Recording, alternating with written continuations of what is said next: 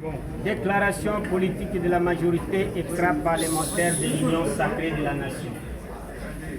Nous, présidents des regroupements et partis politiques, associations et mouvements citoyens affiliés à la majorité extra-parlementaire de l'Union sacrée de la nation, réunis en assemblée extraordinaire ce 6 juin 2025, réaffirmons notre soutien indéfectible au président de la République, chef de l'État et commandant suprême des forces armées et de la police nationale, son Excellence Félix Antoine Tshisekedi Tshilombo, avec nos hommages les plus différents.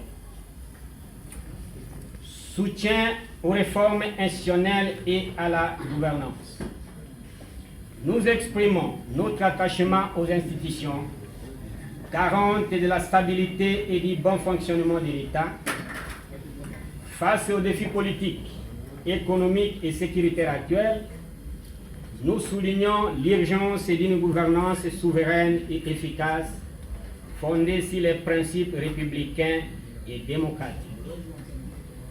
Notre engagement vise à renforcer la cohésion nationale, préserver l'ordre républicain et promouvoir des réformes essentielles à la consolidation de l'État et à l'amélioration des conditions de vie.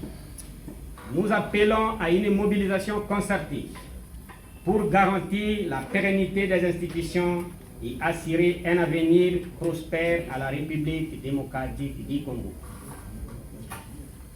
La majorité extra-parlementaire de l'Union sacrée de la nation salue la restructuration du présidium de l'Union sacrée initiée par son Excellence Félix Antoine Tshisekedi Tshilombo, haute autorité politique de l'Union sacrée de la nation.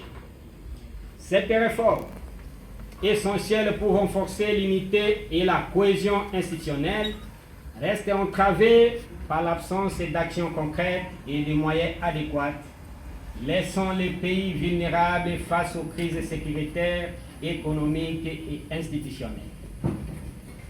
Conscient des défis urgents, la majorité extra-parlementaire de l'Union sacrée de la nation exhorte le président de la République, chef de l'État, à fournir aux membres du Présidium les ressources nécessaires à l'exercice de leurs fonctions. Ce soutien est indispensable pour une gouvernance efficace, une meilleure coordination entre les institutions nationales et les provinces et une réponse adaptée aux attentes des citoyens. La majorité extra-parlementaire de l'Union sacrée de la nation appelle à un engagement ferme pour faire du Présidium un véritable moteur de transformation, consolidant l'État, renforçant les principes républicains et assurant une stabilité politique durable. 2. Engagement pour la sécurité et la souveraineté nationale. La majorité extra-parlementaire de l'Union sacrée de la nation soutient fermement la stratégie gouvernementale de sécurisation du territoire, indispensable à la défense de l'intégrité nationale face aux agressions persistantes, en particulier du Rwanda. La situation à l'est du pays, marquée par les exactions de l'AFC M23 et les ingérences étrangères, exige une réponse coordonnée et décisive.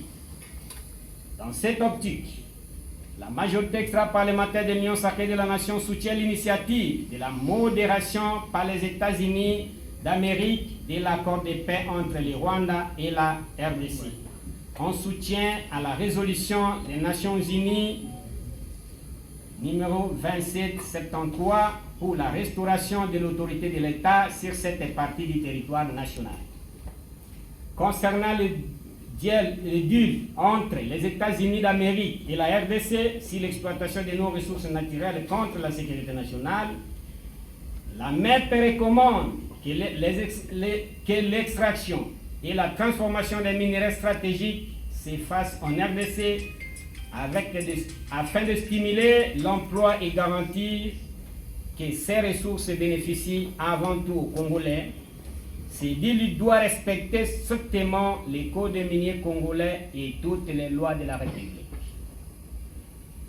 La majorité extra-parlementaire de l'Union sacrée appelle à une mise en œuvre transparente avec ses mécanismes de contrôle clairs et une répartition équitable des bénéfices, assurant ainsi une gouvernance souveraine et durable.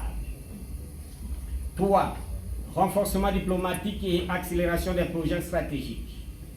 La majorité extra-parlementaire de l'Union sacrée de la nation salue la double victoire diplomatique de la République démocratique du Congo, marquée par son accession à la vice-présidente de la 80e Assemblée générale de l'ONU et son entrée en tant que membre non permanent du Conseil de sécurité. Ces succès renforcent